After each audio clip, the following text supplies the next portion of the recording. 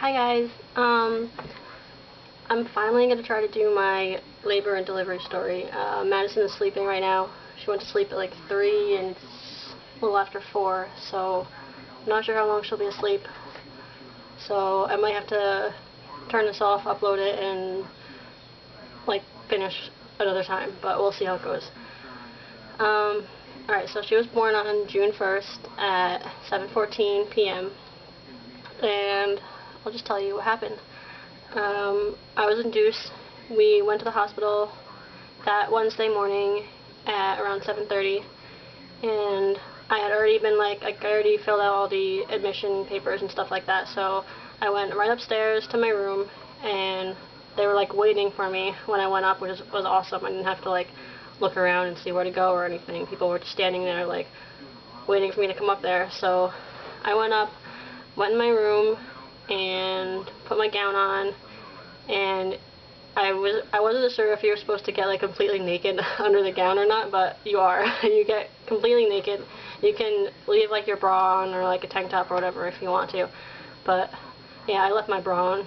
I just didn't want to be sitting there with no bra on for hours on end. But yeah, so I got in my gown.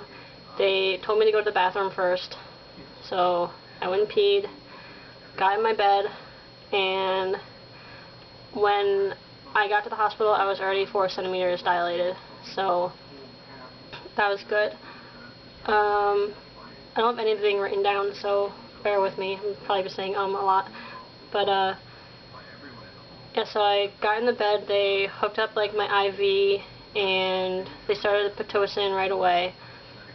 And for a while, I couldn't feel any of the contractions, but then after an hour or so, I started to be able to feel it, and then all of a sudden it got started getting really painful. Well, not really painful, but to the point where it hurt.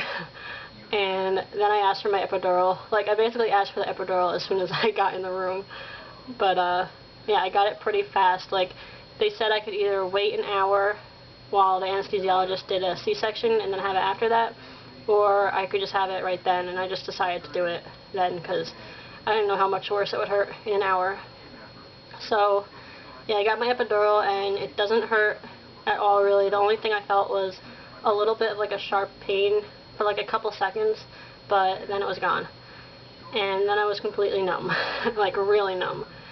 From the middle of my stomach, all the way down to my legs. I couldn't move at all. Even when I was pushing, I couldn't pick my legs up myself. My husband and the nurse had to lift my legs up for me because I couldn't move them. And also because I couldn't move, I had to have a catheter every couple hours to empty my bladder because obviously I couldn't get up to go pee. And that wasn't bad either. I couldn't feel her, all I could feel was her touching down there, but it didn't hurt at all. And it was kind of nice not having to get up to go to the bathroom. But you can't feel if you have to pee at all, so they have to come do it for you. So yeah, I was at 4 centimeters when I got my epidural, and then I guess I dilated another centimeter every hour or so, because by before that, by 5 o'clock, I was ready to push.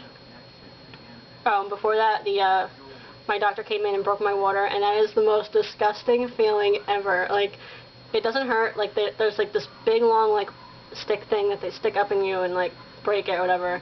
But then right after that, you just there's this gush of water, and then every time you move a little bit, a little more trickles out, and it just felt so gross and disgusting because it was all warm, and you can't control it, you can't hold it in, it just comes out. So that was really gross. But yeah, so around 5 o'clock I was fully dilated, and I was able to start pushing.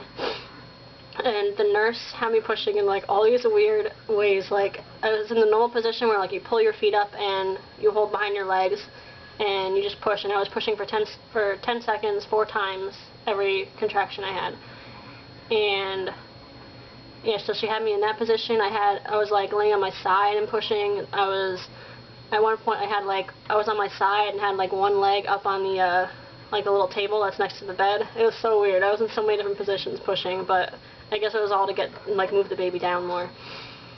But so yeah, I pushed for 2 hours, and it was a lot of work. I guess that's why they call it labor, right? But yeah, it was a lot of work, and by the end of 2 hours I was exhausted. Like, it takes a lot out of you. And so yeah, like, I was pushing for 2 hours. The doctor came in like around the 2-hour mark, and like, she was there. Like, for a while you're just pushing with the nurse, and then your doctor comes in. So she came in, and I just kept pushing and pushing and pushing, and I couldn't get her head out. So finally they decided to, like, she was like, well, we have 2 choices. You can keep pushing like longer and see what happens, or we can use like the vacuum. And I was just so tired at that point, and I just wanted her out. So I was like, is it gonna mess up her head for like the rest of her life? And she was like, no. It like leaves a mark at first, but then it goes away. So we used the vacuum, and I did a couple more pushes, and her head came out. And then she was like, alright, stop pushing for a second. I guess she like cleaned out her nose and mouth or whatever. And then she was like, one more light push. And the rest of her body came out, and that felt really weird. I didn't really feel her head come out, but I felt the rest of her body come out, which is weird. And there was no ring of fire sensation or whatever that everyone else talks about, because I was so numb, I couldn't feel anything.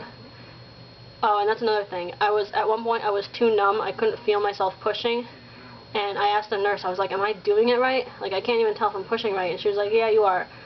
And I was like, are you just saying I'm doing it right? Or, because like, I want to make sure I'm pushing right. And she's like, no, you definitely are. I would tell you if you weren't pushing the way you were supposed to be.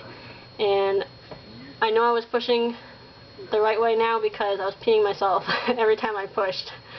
And I guess that's how she could tell I was pushing right too, because every time I pushed I would pee.